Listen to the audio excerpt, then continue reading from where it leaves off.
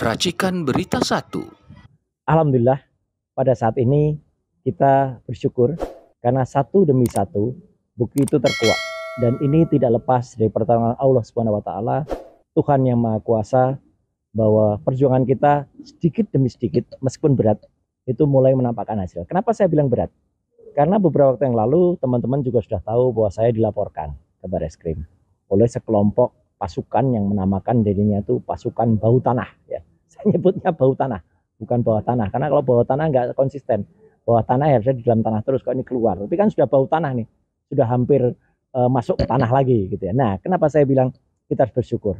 Karena meskipun awalnya mungkin teman-teman di Tempo itu agak-agak berat gitu ya mengeluarkan, tapi ya alhamdulillah mulai kemarin mereka mulai merilis ya di dalam bocor alusnya, yaitu Mas Pram, Mbak Cica, dan juga teman di sana ya, artinya Mas Abri, itu kemudian mengeluarkan rilisnya tentang Fufafa. Dan ini ada yang menarik ya, luar biasa. Mereka kan selalu mendapatkan informasi A1 dari dalam. Sebenarnya saya pernah dengar informasi ini, tapi kan lebih bagus kalau misalnya ada institusi lain yang mengatakan. Sama seperti ketika kita juga menunggu sebenarnya teman-teman dari Fakultas Psikologi UI atau Universitas Indonesia untuk menemukakan penemuannya atau risetnya tentang Fufafa. Dan Prof. Hamdilul dan kawan-kawan itu juga sebentar lagi akan merilis. Dan ini kalau sudah merilis, maka bagus sekali ya temuannya. Nah, apa yang dirilis oleh Bocor Alus Tempo ini memang menarik. Karena kabarnya mereka dapat kabar bahwa 2 minggu yang lalu sebenarnya ketika ini heboh, ya itu kemudian sudah ada perintah untuk langsung ke BSSN. BSSN itu adalah Badan Cyber dan Sandi Negara. Itu institusi resmi negara yang biasanya memang selain dia memvalidasi kalau ada temuan, dan itu biasanya diandalkan oleh Kementerian Kominfo, dan juga diandalkan nantinya kalau misalnya ada penyidikan di aparat, itu akan. Dan ternyata temuan dari BSSN ini mengejutkan. Karena apa? Karena akun Fufafa yang ada di Kaskus beberapa tahun yang lalu itu memang valid, itu adalah milik Wapres terpilih.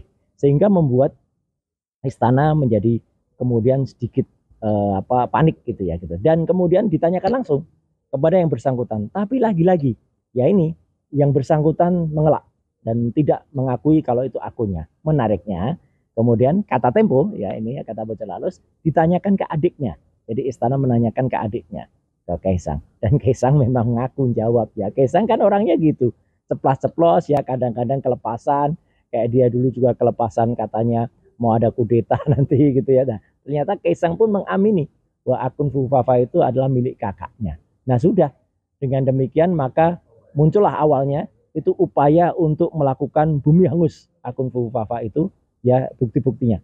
Karena kan ada sekitar 5.000 postingan.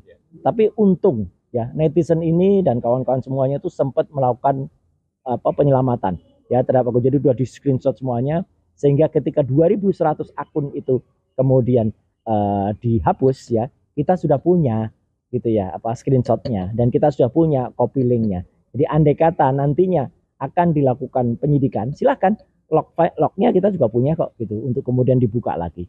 Jadi ini sebenarnya kalau dikatakan kemarin Prof. Jimli itu mengatakan sudahlah maafkan saja, dan bahkan statement Prof. Jimli yang terakhir bagus tuh.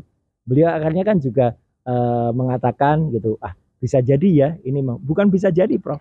Memang ini 99,9% kalau saya katakan itu adalah milik Wapres terpilih gitu ya, Fufafa ini. Tapi kan Prof. Jimli mengatakan itu kan sudah lama, sudah 10 tahun yang. Nah, ini saya pastikan bukan hanya kejahatan lama, tapi kejahatan penghapusan dari 2.100 posting itu adalah kejahatan baru, dan itu bisa dicari lognya gampang. Tinggal panggil Andrew Darwis ya, itu CEO-nya Kaskus ya. Dan servernya kan ada di Indonesia. Servernya kan ada di cyber. Jadi dengan mudah sebenarnya, dan itu baru seminggu yang lalu. Jadi sebenarnya bisa di-track itu. Dan yang kedua, kalau mau dicari bukti dia kejahatan barunya, penghapusan nama dia di akun GoPay, di OVO dan lain sebagainya. Itu kejahatan itu. Ya orang daftar akun itu atau daftar payment kayak gitu, payment gateway kayak gitu kan harus dengan nama asli. Kalau dia tadinya nama dia, kemudian diganti dengan Slamet. Nah ini kan namanya pemalsuan dokumen ya. Itu harusnya menjadi bukti kriminal yang dilakukan lagi. Jadi setidaknya ada 2 alat bukti baru kriminal yang dilakukan oleh si orang ini ya, Wapres atau suruhannya. Kalaupun dia tidak ngaku ya, kalau itu ya sudah suruhannya saya kena, kan pasti ada lah jejak digital itu tidak mungkin hilang. Jejak digital itu akan ada. Maka ketika kemudian dilanjutkan dengan konon saya dilaporkan, justru nggak apa-apa. Saya justru senang. Kalau dilaporkan, maka polisi akan menggunakan yang namanya scientific crime identification. Harus menggunakan bukti forensik untuk menentukan siapa akun Fufafa itu. Dan itu clear. Pembuktiannya harus pelapor dulu. Pelapor dulu membuktikan kalau bukan saya, gitu ya. Mereka harus punya bukti dulu. Kemudian yang punya akun Fufafa itu dipanggil dulu. Jangan kemudian dibalik seolah-olah saya harus membuktikan dulu, kebalik itu logikanya. Jadi apalagi saya dilaporkan katanya menghina lambang negara. Duh, lambang negara, kalau lambang negara menurut Undang-Undang Dasar 1945 pasal 36A itu burung Garuda Pancasila, bukan wapres terpilih. Ini gimana nih logikanya gitu, ngawur ini. Jadi ya udahlah, nggak apa-apa. Tapi saya senang ya gitu, publik makin terbuka dan tangan-tangan Tuhan kemudian mulai bergerak. Dan sekali lagi kita tidak jumawa, tapi kita tetap mohon doa dan dukungan rakyat Indonesia. Ayo kita bongkar, kita selamatkan Indonesia dengan pergerakan-pergerakan ini. Saya juga berterima kasih kepada teman-teman civil society yang terus bergerak tanpa kenal lelah, tanpa ada yang membayar mereka, apalagi tanpa ada bohir di belakangnya ya. Kita bergerak bersama dan yang kita selamatkan ini Indonesia, bukan siapa-siapa. Jadi mohon dipahami, gerakan kita adalah gerakan dari rakyat, untuk selamatkan Indonesia demi masa depan kita bersama. Ya, kalaupun diganti, ya sekarang kan saya juga ini sekaligus kritik juga ya kepada teman-teman yang dulu disebut pakar IT, pakar cyber, bahkan juga saya ketawa. Kemarin ada katanya ahli keamanan cyber diundang di salah satu TV nasional, ternyata dia omongannya juga sama, sudahlah ini sudah 10 tahun yang lalu, sudah nggak ada gunanya lagi diungkap, kita harus mengedepankan perdamaian. Ini orang cyber kok ngomongannya kok malah soal perdamaian jadi orang sosial kayak gini. Ayo kita buktikan. Kalaupun mau ada yang mengganti, tentu saja log file itu akan bisa membuktikan kepalsuan mereka. Contohnya ketika akan diganti nomor handphone plus 6289750 sekian belakangnya 33 itu mengganti selamat. Tapi kan nggak bisa. Bukti otentik mengatakan ketika yang bersangkutan daftar selaku calon wali kota Solo, tanda tangan dia sendiri, dia nulis nama dia sendiri dengan alamat dia sendiri, tanggalnya dia nulis nomor handphonenya ya plus 6289750 sekian 33, dan di bocor alas Tempo juga terbukti.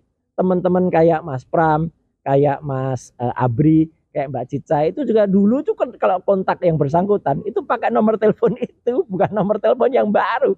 Jadi kalau itu mau diganti jejak digitalnya, kebohongan apa lagi yang mau dilakukan gitu loh. Jadi itulah clear banget.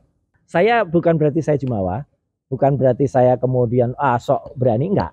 Orang tentu saja ada ukurannya, tapi saya berani karena insya Allah benar, saya berani karena insya Allah pegang data, dan mari kita buka-bukaan saja.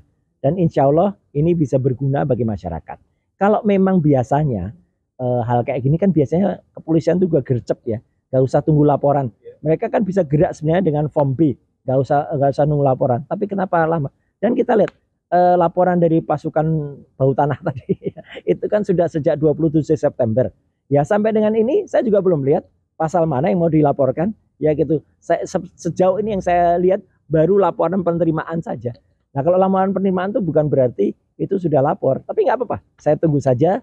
Dan sekali lagi mari kita berdoa agar kasus ini segera terungkap. Dan kalau kasus sudah terungkap, kita akan bisa menyelamatkan Indonesia. Itu aja. Oh iya, kita harus tetap di jalur perubahan dan civil society selalu berada bersama-sama kita. Allahu Akbar. Allahu Akbar. Ya.